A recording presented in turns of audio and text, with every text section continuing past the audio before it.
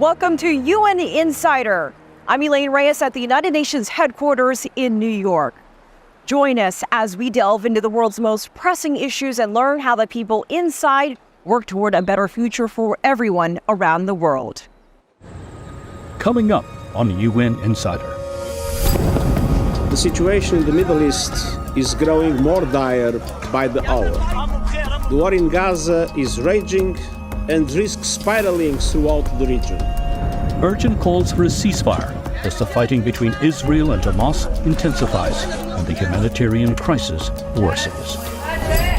If we do not want to die together in war, we must learn to live together in peace. More than 7 decades of diplomacy. A look back at the UN's earliest days as the organization marks a milestone. Preserving cultural treasures. Meet some of the people working to restore a centuries-old landmark. Next.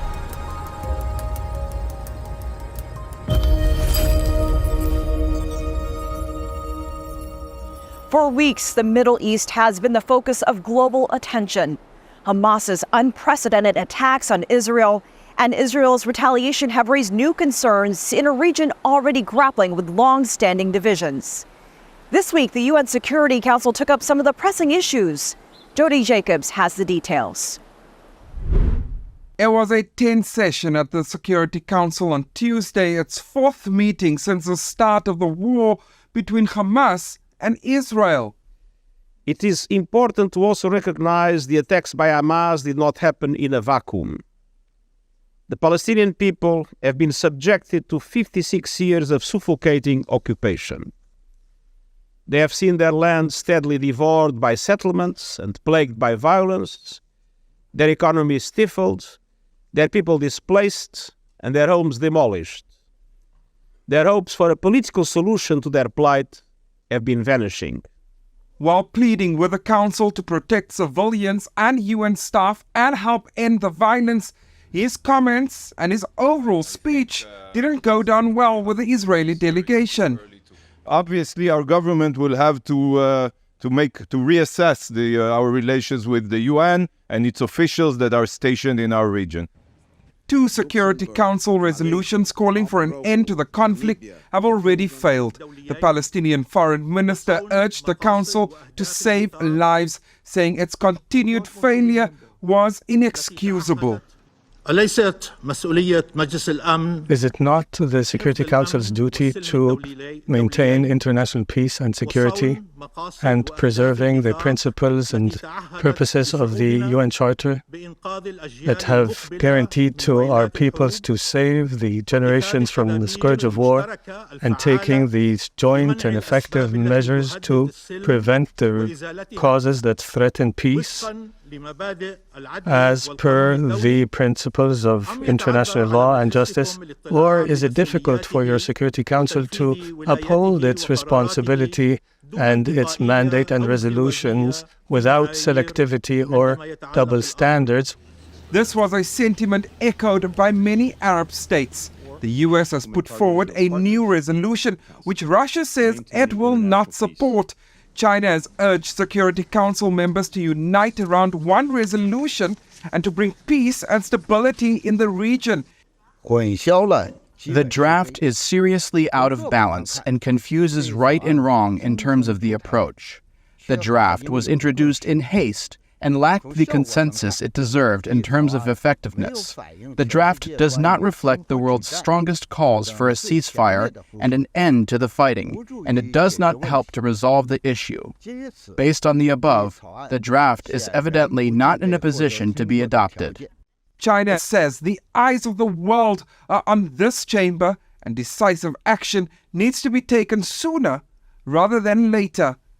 Jody Jacobs, CGTN, New York.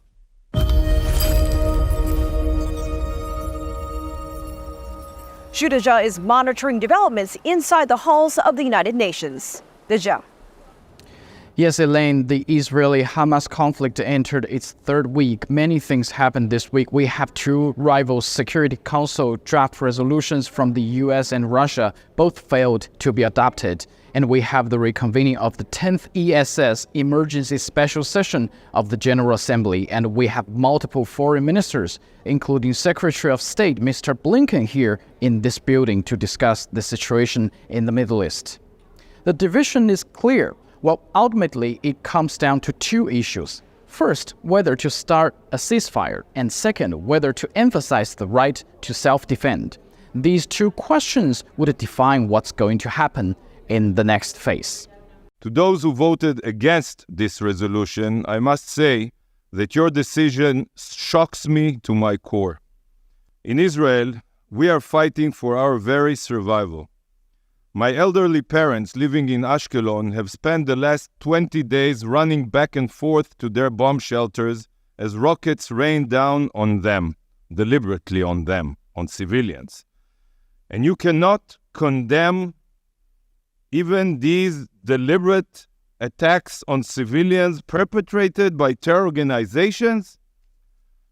If any of your countries endured a similar massacre, I am certain that you would act with much greater force than Israel. Much greater force. There would be no question in your minds that such a barbaric slaughter requires a broad military operation against the terrorists who committed such inhumane atrocities to eradicate their terrorist capabilities in order to make sure that such atrocities can never happen again. How would Moscow react if terrorist death squads wiped out entire neighborhoods in Moscow? How would Beijing respond if genocidal jihadis beheaded and murdered your babies? I will give you a moment to reflect on that thought. But I believe every person, not only here in this room, across the globe, whoever is watching this discussion, knows exactly how you would respond. 主席，我的话会很简短，我只是想说，尊敬的以色列常驻代表， I distinguished PR of Israel. 在这里辩论 Having a debate with Israel was not my intention. 对手 That Israel 错了对象。 treats China as a rival, either as a rival. 你应该明白， You picked the wrong 常有人 target, 把以从 probably. 开始 You should be aware that from the very start of this round of conflict between Palestine and Israel, China has unequivocally condemned all acts that harm civilians 国际法的行为。 in violation of 我 international 们所 law. 说的平民， When we refer to civilians, 巴勒斯 they 坦平民 include both 也包括 Palestinian 以色 civilians 列平民。 and those of Israel.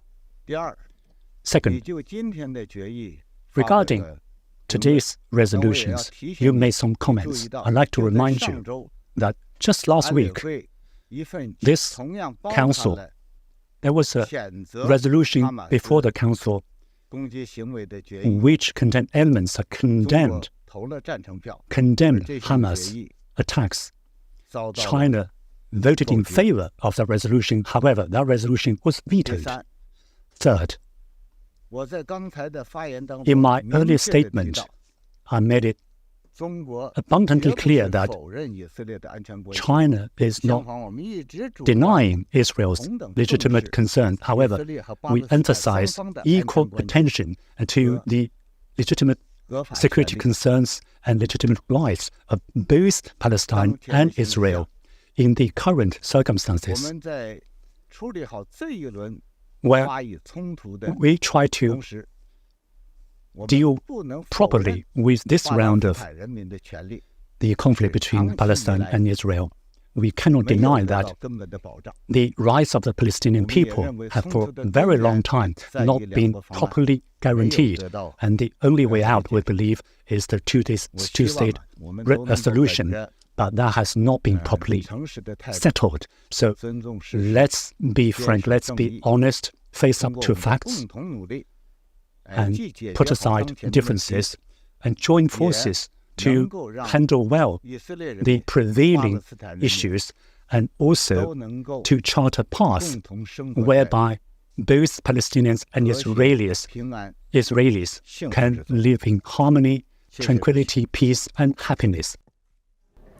But the most shocking news was that the Israeli ambassador to the United Nations, Gilad Erdan, asked the Secretary General of the United Nations to apologize or resign because of his statement in the Security Council. The UN is failing, and you, Mr. Secretary General, have lost all morality and impartiality. Because when you say those terrible words that these heinous attacks did not happen in a vacuum, you are tolerating terrorism. And by tolerating terrorism, you are justifying terrorism. Hamas, as the minister explained, beheaded babies, burned families, raped women, abducted kids, babies, Holocaust survivors. And the SG is blaming the victim? You are blaming Israel? This is a pure blood libel. This is a pure blood libel, and I think that the Secretary General must resign. I am shocked by the misrepresentations by some of my statement yesterday in the Security Council, as if I was justifying acts of terror by Hamas. This is false. It was the opposite. In the beginning of my intervention yesterday, I clearly stated, and I quote, "I have condemned unequivocally the horrifying and unprecedented 7 October acts of terror by Hamas in Israel. Nothing can justify the deliberate killing, injuring, and kidnapping of civilians or the launching of rockets against civilian targets." End quote. Indeed, I spoke of the grievances of the Palestinian people. And in doing so, I also clearly stated, and I quote, "But the grievances of the Palestinian people cannot justify the appalling attacks by Hamas." End quote. And then I went on with my intervention, referring all my positions on all aspects of the Middle East crisis. I believe it was necessary to set the record straight, especially out of respect to the victims and to their families. Like the spokesperson of the UN Secretary General said, this is just the opinion of one member state, and there is no consideration of resignation of the Secretary General. The UN and Israel relationship now is kind of deteriorating. What would that impact the humanitarian operation in Gaza, as well as your communication with the Israeli part? I mean, I think you're jumping, you're extrapolating in a way. I spoke to my colleagues in Jerusalem this morning. They continue to have contacts at all levels with their Israeli counterparts, whether in government, with the military, and those contacts are continuing. Now, with the General Assembly emergency special session, with 4 failed Security Council draft resolutions, with tough words from Israeli ambassador to the UN, and more importantly, with the upcoming ground operation of Gaza on holding, we really don't know what's going to happen, and we will see. Elaine. Shudija, thanks.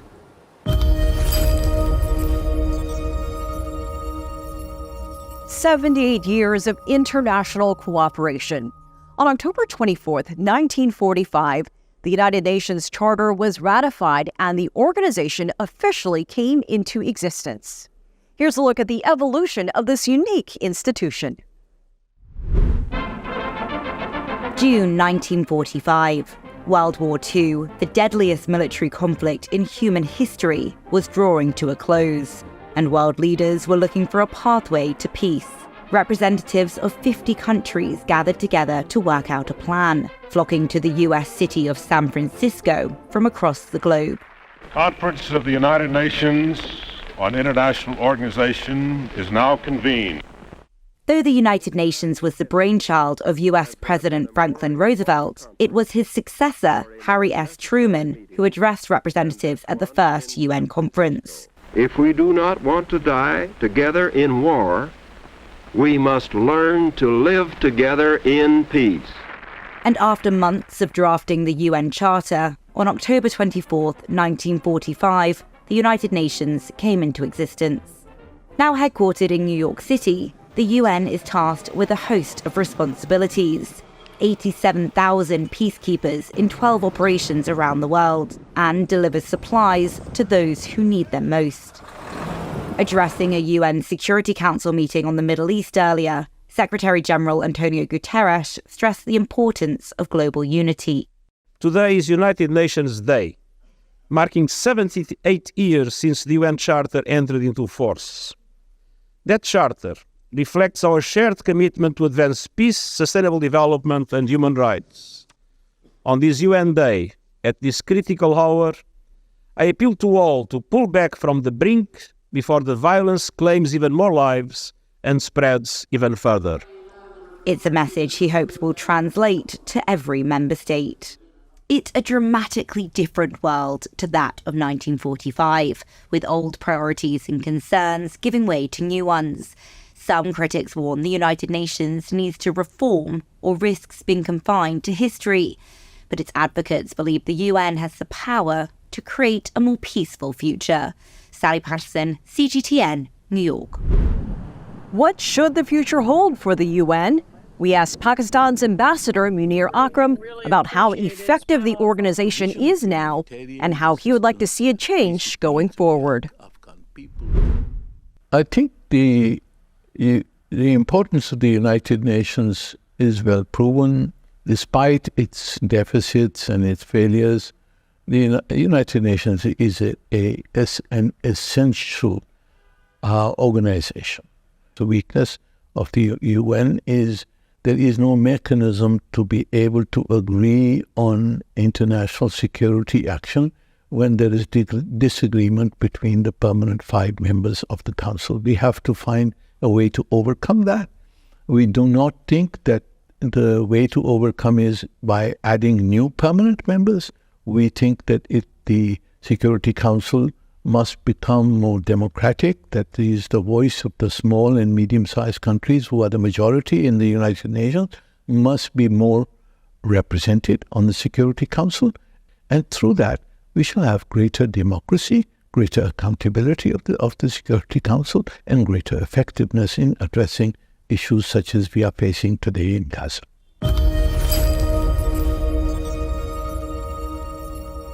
For decades, the world has been fighting HIV and AIDS, but an end to the epidemic could finally be in sight. Winnie Byanyima is the UN Undersecretary General and the Executive Director of UN AIDS. Ms. Byanyima, thank you so much for joining us. Thank you for having me. You appeared recently here in New York at the Clinton Global Initiative, and you had a message, and it was a message of encouragement that if we can stay the course, that we can end HIV infections by 2030. For some, that may sound somewhat ambitious, but it is a very optimistic message. And so I want you to tell us, how did we get to this point, and why are you so encouraged? 25 years ago, the world came together here at the United Nations and agreed. It was at the height of HIV, AIDS killing people. And they agreed as governments to come together and fight this together. They made a plan, they set targets, and every 5 years, they've met renewed targets. And here we are, 30 million people who are living with HIV are on treatment today and living good lives around the world. And that's the result of global solidarity. Rich countries put money down. Rich countries put money into companies to innovate and find the treatment. The treatment was costly at first. People living with HIV rose, fought hard, and companies were then pushed to share the technology. Generics were made. Now everyone, and prices came down, and everyone has what they need. We still have a way to go, though. 9 million people are still not on treatment. We're still pushing to get there.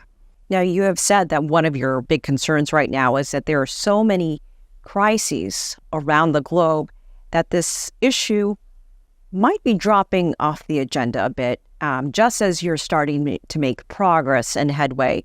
What needs to be done to make sure that that doesn't happen and this issue remains at the forefront? So we at UNAIDS are making this argument, and that's why we are here at this meeting of the General Assembly Summit of Heads of State. We are saying that fighting or working to end HIV/AIDS is preparedness for future pandemics. That the investment you make to fight HIV/AIDS today, all the things you do to stop infections, to stop deaths, the systems you build, the people you empower with capacities, all of that is what you will use to prevent a future pandemic or to respond if you're hit by it. So that's one. Two, also, when we fight HIV/AIDS, the things we do to protect against infection are also the things that achieve the other SDGs. Take, for example, in Africa, we know that girls and young women are the most vulnerable to have highest risk to get HIV. We know that the solution to that lies in, one, keeping girls in school, at least up to the end of secondary school. When you do that, you don't only reduce the risk of HIV, you reduce the rate of teenage pregnancies, you reduce early marriage rates, you reduce the incidence of sexual violence, you also increase growth and you get a higher income for your country because you have women who are empowered. Ms. Winnie Byanyima, thank you for joining us. Thank you, too, for having me.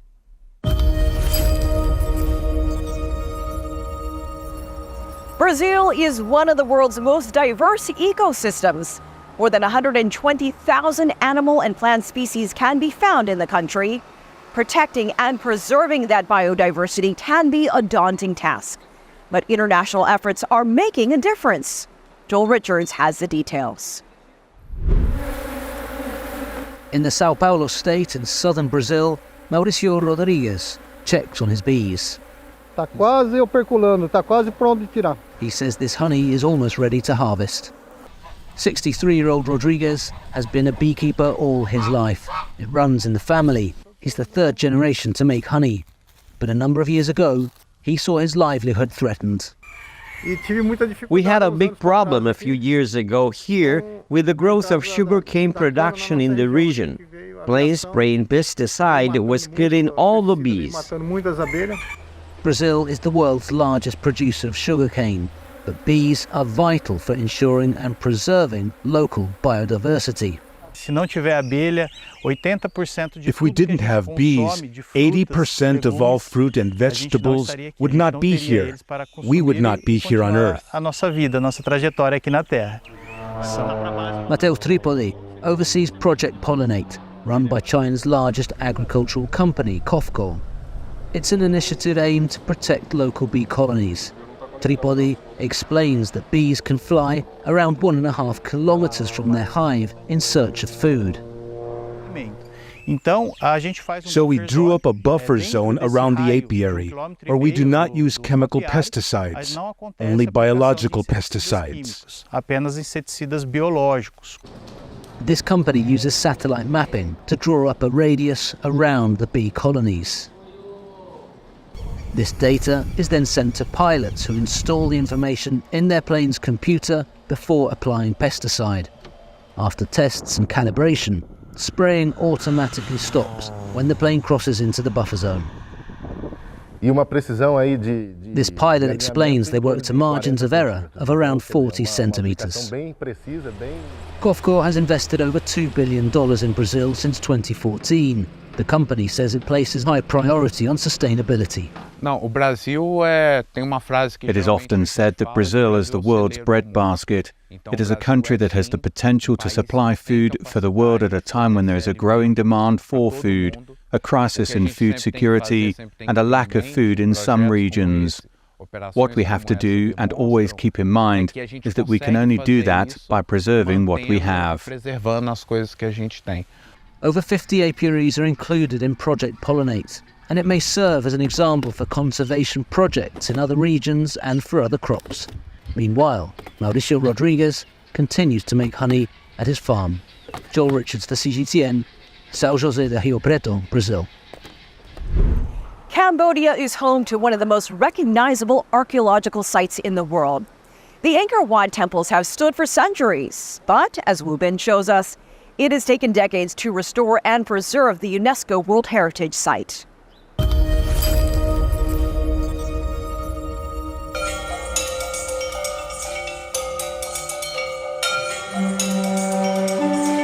This is Angkor Wat, the world's largest religious complex. The Angkor Archaeological Park represents the highest achievements of the Khmer Empire, dating from the 9th to 15th centuries. But due to heavy rains, looting, and lack of protection for centuries, most Angkor temples were seriously damaged. In 1993, China became one of the first countries to join the International Action for Safeguarding Angkor, launched by Cambodia and UNESCO. The work officially started from Chauset Tavoda back in 1998 by a joint team called the China-Cambodia Government Team for Safeguarding Angkor, or CCSA. The temple is not large compared to other Angkor relics, but it was one of the most difficult to repair. 8 of the 9 buildings were severely damaged by the time the operation was launched. 针对周刹神庙，它呢主要是大量的这种石构件。 The difficulty in restoring Chauset Tavoda with the 4,000 elements from the temple found lying around the site, so we proposed that first we needed to rescue and reinforce them, at the same time strengthening the protection of the site and putting large amounts of pieces in their original place. 构件能够复位修复上去。 So this is the South Library of Chauset Tavoda, and it appears to be complete. You can actually see a lot of details around here, but let me show you a picture before restoration. You can tell really what it is.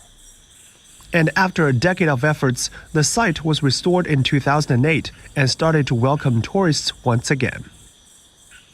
In 2010, 2 years after the completion of the Chauset Tavoda project, the team began restoring the Takeo Temple, one of the most majestic and distinctive of all Angkor monuments. 中国在吴哥地区 We formed our principles and standards during the work on Chauset Tavoda and the Takeo Temple. For example, the principle of minimal intervention and reversibility. These have been recognized and spread by local authorities and the expert team of the ICC Angkor. 保护过程当中。 With the successful restoration of the 2 projects, the Cambodian government officially handed over the ruined royal palace, the most central part of Angkor Thom, to the Chinese team in 2018. បានកសាងឡើងក្នុងសតវត្សទី 11 The royal palace is an important historic relic. It was built in the late 11th century and is even older than Angkor Thom. The main body is still under survey, and latest technologies, including AI, will be used to locate fallen bricks. ខ្ញុំបាទសង្ឃឹមថាការជួសជុលនេះ After completing the restoration work, the Cambodian people and people around the world will see the royal palace with their own eyes. I thank the Chinese government for studying and restoring the site. The restoration of the royal palace site is expected to be completed in 2030, but this won't be the last job of its kind, as China is committed to joining hands together with other countries to protect historical treasures. We'll be CGTN at the worldly renowned Angkor Archaeological Park in Cambodia. I'm Elaine Reyes at UN headquarters in New York. Thanks for being a UN insider.